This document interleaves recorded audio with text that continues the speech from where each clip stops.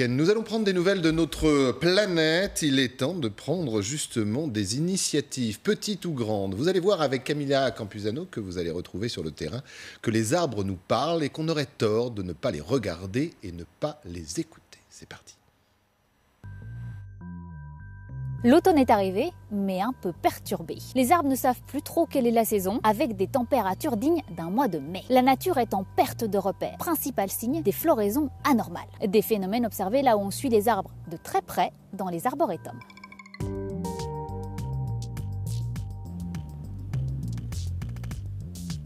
Vous voyez tous ces bourgeons qui commencent à éclore et du coup les nouvelles feuilles, comme si c'était le printemps qui se réveillait. Ce rhododendron commence à fleurir et c'est pas juste un petit bouton qui sort, on en trouve quand même plusieurs dizaines. Jusqu'à il y a quelques jours où on était encore à 18, 22 degrés, la plante se dit tiens, je peux me réveiller, ce rhododendron devrait fleurir fin avril.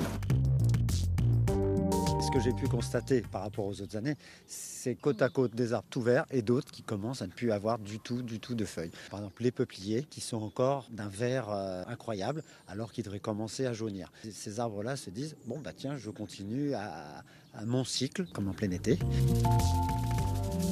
Cette saison, on continue à utiliser encore des arroseurs. D'habitude, au mois d'octobre, les arroseurs ils sont rangés dans les remises.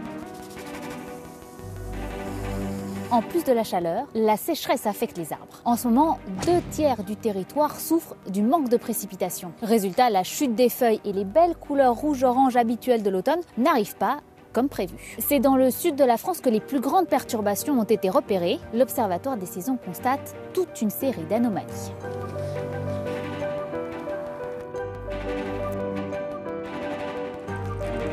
Des automnes qui se réchauffent depuis 2015. On voit des phénomènes un petit peu hors saison au niveau des arbres. Au niveau physiologique, on n'explique pas pourquoi d'un coup le bourgeon lève sa dormance, comme on appelle, alors qu'il devrait le faire après le passage de l'hiver pour éclore au printemps. La chute des feuilles ou le changement de couleur des feuilles à l'automne arrive plus tôt qu'à la normale. Et ça, c'est dû à la sécheresse et surtout au manque d'eau. Du coup, l'arbre n'a plus assez d'eau pour continuer à faire de la photosynthèse et donc il perd ses feuilles, elles deviennent marron plus tôt que d'habitude. Et elles tombent aussi plus tôt que d'habitude. Donc on se demande un petit peu à l'avenir, avec le réchauffement climatique, si ces sécheresses et ce manque d'eau s'intensifient, quel impact ça va avoir sur les végétaux et sur les êtres vivants.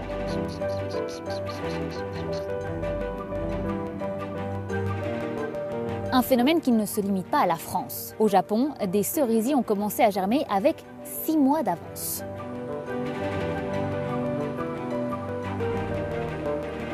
Le rallongement de la saison de croissance et les décalages, ça c'est une tendance, c'est pas une tendance, c'est un fait observé à peu près partout sur la planète. Donc là-dessus, il n'y a aucun doute. Les décalages à l'automne, ils sont moins graves que les décalages au printemps. La croissance de l'arbre est déjà faite, la reproduction de l'arbre, la production de fruits, etc. Tout ça c'est fait. Cet événement de cet été 2018 qui est très long, il est absolument compatible avec les prédictions du changement climatique.